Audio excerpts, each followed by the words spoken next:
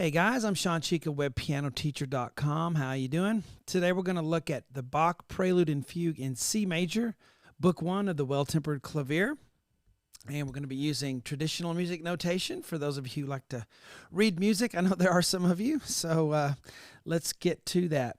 We have the music here, and I'm just going to play some of it and give you some tips on it. If you'd like a measure-by-measure lesson series, that's on the website for friends and family level members. You can also download the sheet for it.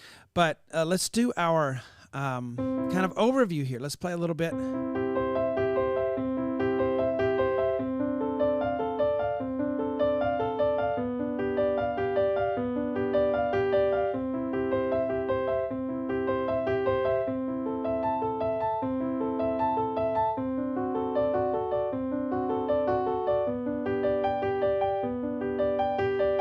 There's a little bit of it for you there. So upon hearing this, you say, oh, I can play, maybe I can play the whole book if I can play that one. Well, unfortunately, this is the very easiest one. And I love that because Bach starts out with something very humble. He knows he's going to write, in all 24 major minor keys, preludes and fugues for each. But he starts out with very simply, very humbly, and that's very indicative of the man, his personality. He was humble, so I love that about this one. But in my mind, I like to think of it as just a lullaby, okay, for an infant, for a baby. And one of the mistakes you can make is trying to read too much into it, trying to play it too musically, trying to, bring out this. It's just a simple little lullaby to me, and you should just play it simply. Of course, you can have some dynamic variation, you can, and little, bring out the cadences and all of that.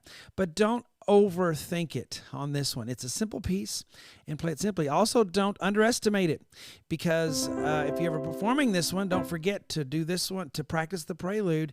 Even though it's very easy, we can have memory slips on stuff we don't really look at, so don't underestimate it either. So in this one, I like to do what I called chord gathering. I don't know if you can see that very well on the screen there. And this is kind of just the Bach Engine.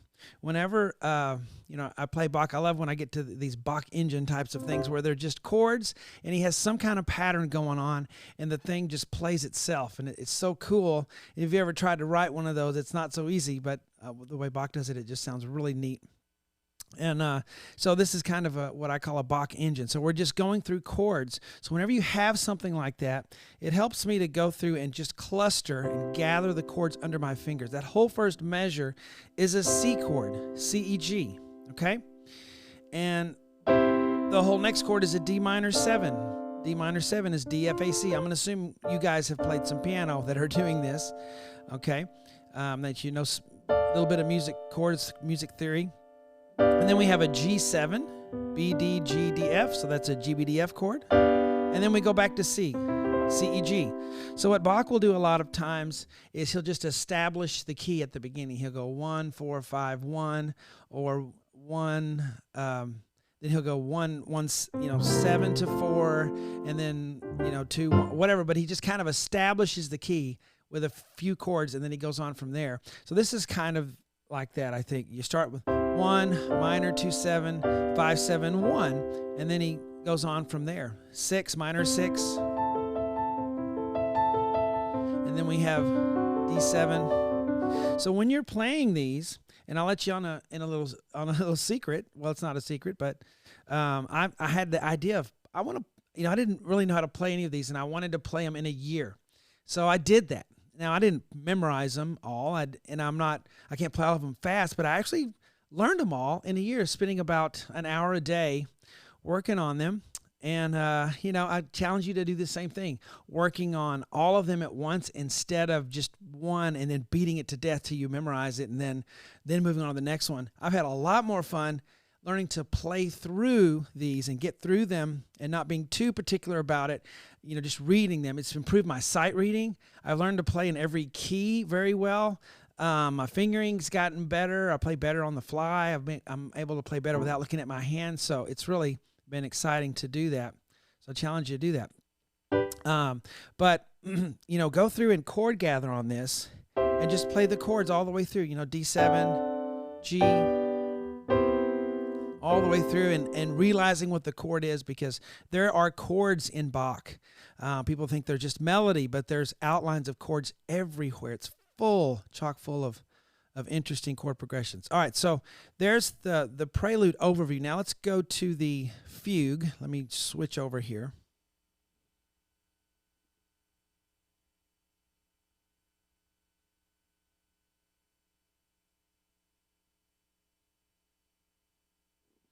Okay, so we had the Lullaby and the Prelude.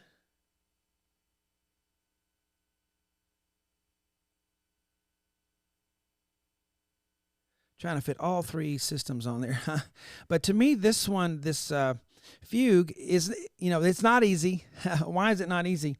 Well, let's play it first, okay? And then we'll talk about it. But here we go. I'll play at a slow tempo, see if I can get through it.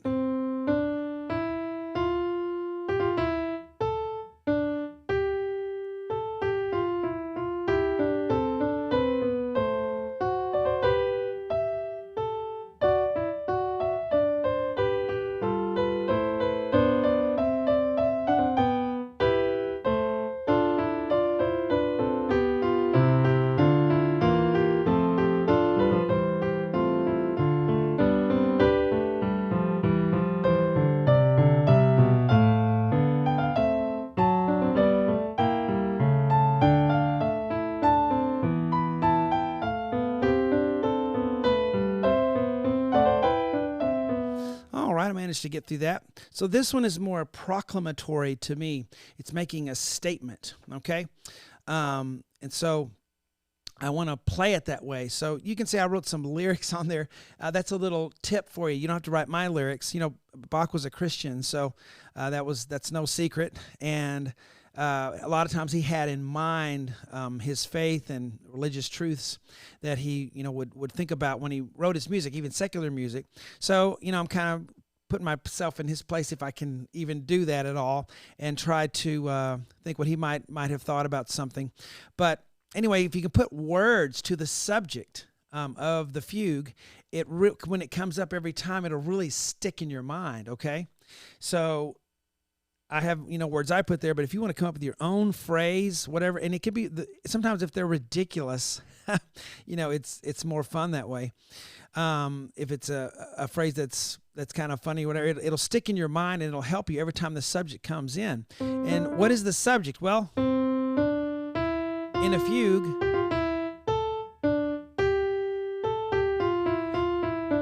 it's the most important part of the fugue. It's a phrase. It's like a chorus would be to a popular song.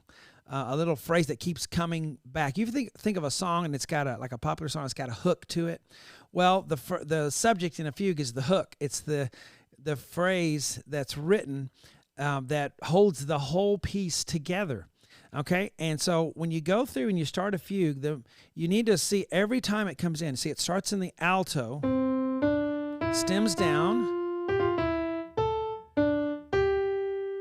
and then it comes in the right hand. The same subject, now it's in a different key, which will happen. So every time that comes in, da, da, da, da, da, da, da, da, you need to recognize it. And I don't know if you can see it on the screen here, but I've highlighted every time the subject comes in. So I don't know if you're someone who marks up your music or not, but definitely you need to know when that subject comes out. So go through your music and mark every time it comes up. It'll make the music more interesting to you, and it will really bring it to life for you. It's the highway that you ride when you're playing this every time the subject. And then finally the bass comes, but the tenor comes first. See, as the soprano and alto keep going, then the bass. See that?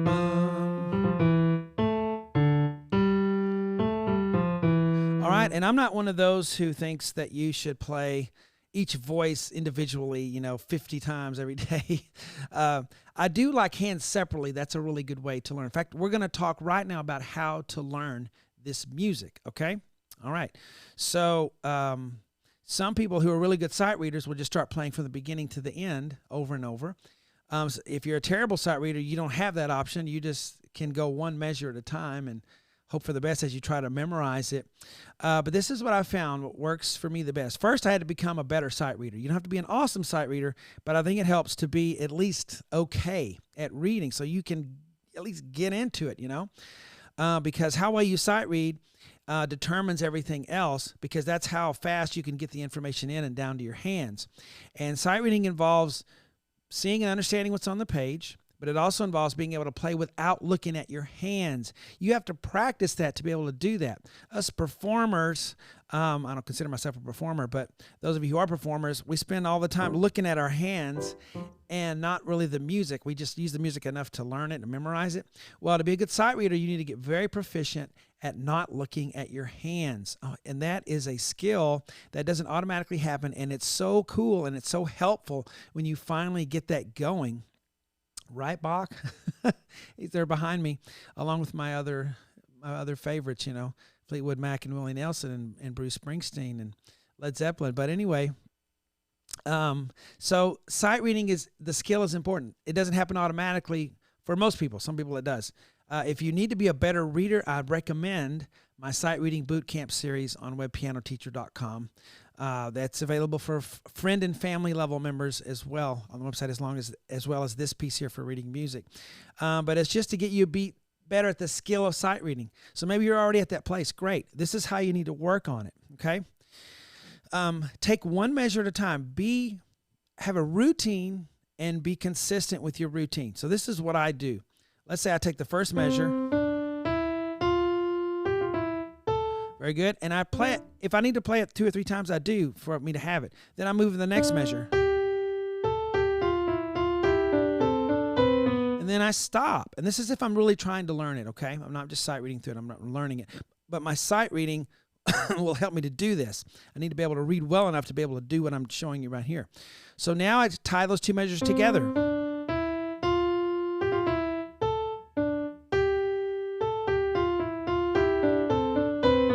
Okay, then I go to the third measure.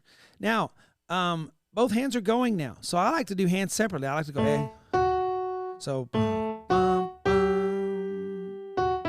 and then the right hand. Then I put them together. Then what do? Well, I go back to my train and I add everything together. So I add one more link in the chain train.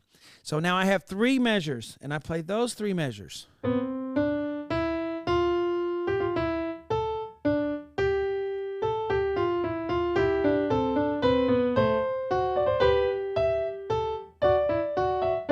And then I do the same thing on the next one. I play left hand. You get the idea, right? And then the right hand. Oh, sorry, I thought it was wrong. And then I put them together.